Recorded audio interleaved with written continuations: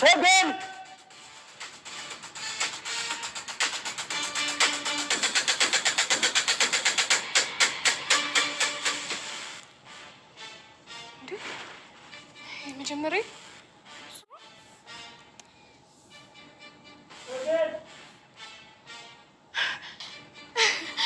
የመጀመሪያ ይመጣል the architecture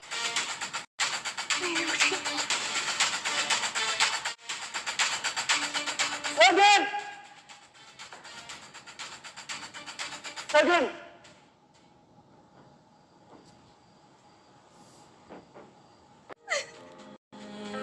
አለው ሰገን ደርሼልሻለሁ ሰገን ላድንሽ መጥቻለሁ ሰገን ኦኬ አሁን ገባኝ ለካ ገዳያው ፍቅረኛዋ ነህ ሰው አለማወቅ ቆጨኝ የት ነበር ማውቀ እያልኩ ነበር አይደል አንድ ጊዜ ብቻ ነበር ያየው በጣም ደደብ ነህ እንኳን በደህና መጣ ምንድነው ልጆች እኔ ምንም የገባኝ ነገር የለም ኧረ እባካችሁ ምንድነው እሱ እናቴ ልቀቀት አለቀት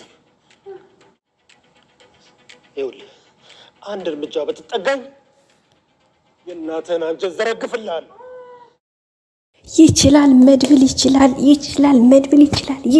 መድብል ይችላል ሰላም ውድ ቤተሰቦች እንደው መድብል ይችላል በሉልኝ እስኪ የመድብል ወዳጆች የታላችሁ የመድብል አድናቂዎች የታላችሁ ነው ምስላችሁ እንዴ ውድ ጋይሶች እየበስማም እንዴ በታተኑ እኮ አክሊሉን እኮ እናንተ አንበጫበጭ ወሬ ይመች ግን አክሊሉን ቢሆን ኃይለኛ ነው ጋይስ አለማድነቅ አንዳንዴ ንፉግነት ነው የምላችሁ ጋይስ ኦ ማይ ጋድ እንዴ በደንብ ይችላል እናንተ አንበጨበጩ እኮ ጉሮሮውን እኮ ጭጥ ብሎ እኮ ነው ያዘው ታውቃላችሁ እንዴት አርጎ እንደያዘው ማለት ነው ነብር የነብር አያያዝ ታውቃላችሁ ጋይስ ነብር ነው እንደዚህ ዘሎ የሚይዘው ማለት ነው እና ጋይስ እንዴት ይሰራለት ስላችሁ ሰራለት ይችላል መድብል ይችላል ለምን እኔ በምክንያቱ ይቅርታ አድርጉልኝ እንግዲህ ከመድብል ጠኔ የሆነ ፍቅር ይዞኛል አድርሱልኝ ውድ ቤተሰቦች እንዳትሳደቡ በቅንነት ነው ምን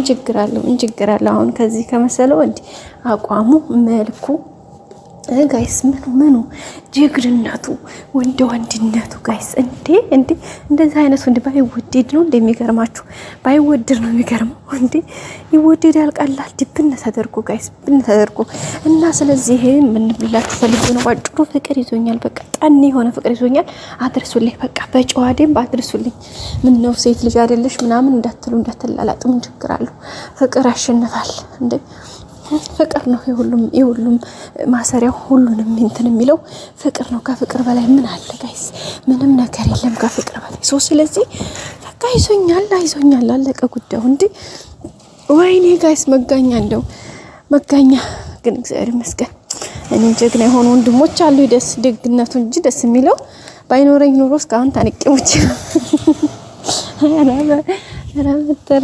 ተላላችሁ እንዴ የእውነት ግን የመድብል አድናቂዎች የት ናችሁ ላይክ አድርጋችሁ እስኪ በኮሜንት አለን በሉኝ የምር ማለት ነው እንዴት ነው ሞራኔ ጥቅ ያለው መሰላችሁ እንዴት አባቴ ደስ እንዳለኝ አትጠይቁኝ እንደ አክሊሉን እኮ እዚህ ጋር ጉሮሮ ላይ ቆመበት እንዴ አነቀው ነው የምላችሁ አነቀው ነው ብቻ የሚለው ቃል ግልጸዋል በስመ አብ እስትንፋሱን እኮ ነው ያቋረጠለት እስትንፋሱን ያንን ቸርቸሬ የሆነ አክሊሉ ማለት ነው ጋይስ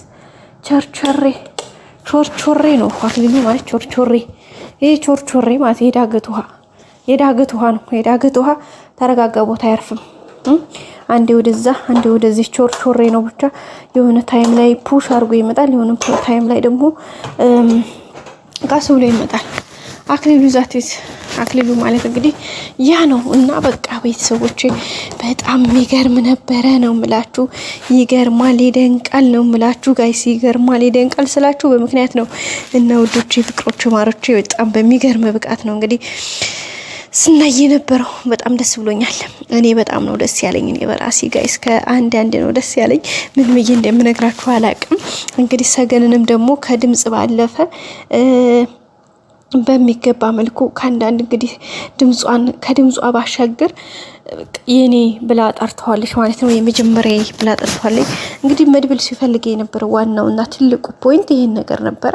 ይሄን ደግሞ በሚገርም ብቃትና በሚገርም ሁኔታ ተወጥቶታል ማለት ነው። ውድ ቤተሰቦቻችን በጣም በሚገርም ሁኔታ ነው እንግዲህ ያሳየው ሁኔታ ነገሩን።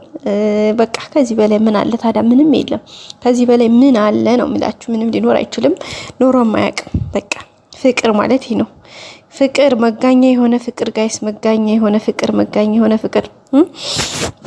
ስለዚህ በቃ እኔ እንጃ እምላችሁ በላይ ውድ ቤተሰቦቻችን እንግዲህ በጣም ነው ደስ ያለኝ፣ በጣም ነው ደስ ያለኝ ከምላችሁ በላይ በጣም ደስ ብሎኛል። ከዚህ የበለጠ ደግሞ አሁን በቅርቡ ደግሞ እንግዲህ በቃ ነገሮችን አመቻችቶ ፕሮግራሞችን ነድፎ እንግዲህ ምክንያቱም ኢንፎርሜሽን ከዚህ ጋር ስለሚደርሰው ከአንዳንድ እንትን ይላል ማለት ነው። ግን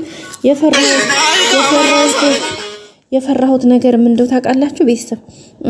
በጣም የፈራሁት ነገርና ትንሽ ይፈራ ያረኩት ነገር ምንድነው ካላችሁኝ እንግዲህ እንዳያችሁትኝ ይዞታል በርዞ ደላላውን ዛሬ መጨረሻ ላይ አፈኑ ይዞታል ማለት ነው ውድ ሀገር ልጆች። ስለዚህ እንደዛ ሲሆን ደግሞ ትንሽ አስቸጋሪ ነው። ምናልባት ሌላ ችግር እንዳይመጣ ብዬ ፈራለሁኝ። ምክንያቱም ትንሽ ከባድ ነው አይደል? ሁኔታዎቹ ነገርዮሾቹ ትንሽ አስቸጋሪ ናቸው የሚሆኑት ማለት ነው ውድ ሀገር ልጆች። ሰው በዛ አማካኝነት እንግዲህ የሆነውን ነገር በቃ እኔ እንጃ ምን ብዬ እንደምነግራችሁ። ከአንዳንድ በጣም ነው የሚያስፈራው፣ በጣም ነው የሚያናድደው፣ የሚያበሳጫው። ስለዚህ በቀጣይ እንደማንም ብሎ ካለምንም ምክንያት ከአንዳንድ ነገሮች ተስተካክለው እንግዲህ የኔ ብላ ጠርተዋለች። ከዚህ በላይ ደግሞ ምንም ሌላ አዲስ የሚመጣ ስሜት ስለሌለ እንግዲህ በቅርቡ የራሱ እንደሚያደርጋት ምንም ጥያቄም የለውም። በቃ ከአንዳንድ ማለት ነው ውድ ቤተሰቦች። ምክንያቱም በቃ እንጃ ከምላችሁ በላይ ነው እንግዲህ ሁኔታዎችን እያደረገ ያለው። በቀጣይ ሁሉም ነገር ደግሞ ተስተካክሎ ሁሉም ነገር መልካም ሆኖ በጥሩ ሁኔታ እንደሚደርስላት እሷን እንላለን ማለት ነው ውድ ቤተሰቦቻችን። በቀጣይ እንግዲህ ሁሉም ነገር ተስተካክሎ ሁሉም ነገር መልካም ሆኖ ሀሪፍ እንደሚሆን ተስፋ እናደርጋለን። እንግዲህ በጣም ደስ የሚል ነገር ነበረ ማለት ነው ውድ ሀገሬ ልጆች። እንግዲህ እስካሁን አብራችሁ ስለነበረው ነገር ሁሉ በጣም አመሰግናለሁ ውድ ቤተሰቦቼ። እንግዲህ እንደ መድብል አይነት ጀግና ባል ይስጣችሁ፣ ጀግና ባል ይስጣችሁ ጋይስ፣ ጀግና ባል ይስጣችሁ። ሌላ ምን ይባላል? ስለዚህ በቃ እንዴት ብዬ ልንገራችሁ ውድ ቤተሰቦቼ፣ በጣም ደስ የሚል ነው ከአንዳንድ ማለት ነው ውድ የሀገር ልጆች። ቀጣዩ ደግሞ ከዚህ የበለጠ ያማረ የሰመረ ቆንጆ እንደሚሆን ምንም ተስፋ ጥርጥር የለውም። እኔ እንደዛ ነው የሚሰማኝ ውድ ቤተሰቦቻችን።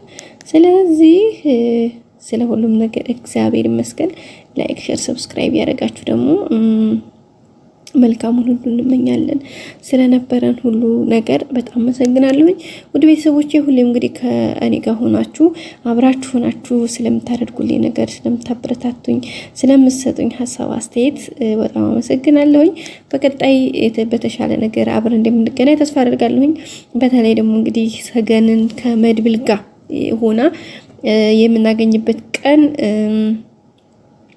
ቅርብ ነው ብዬ አስባለሁ። ምክንያቱም እንግዲህ በቃ እንዴት ብዬ ልንገራችሁ ውድ ቤተሰቦቼ፣ በቃ ከአንዳንድ ነው እንግዲህ የሚያስደስተው።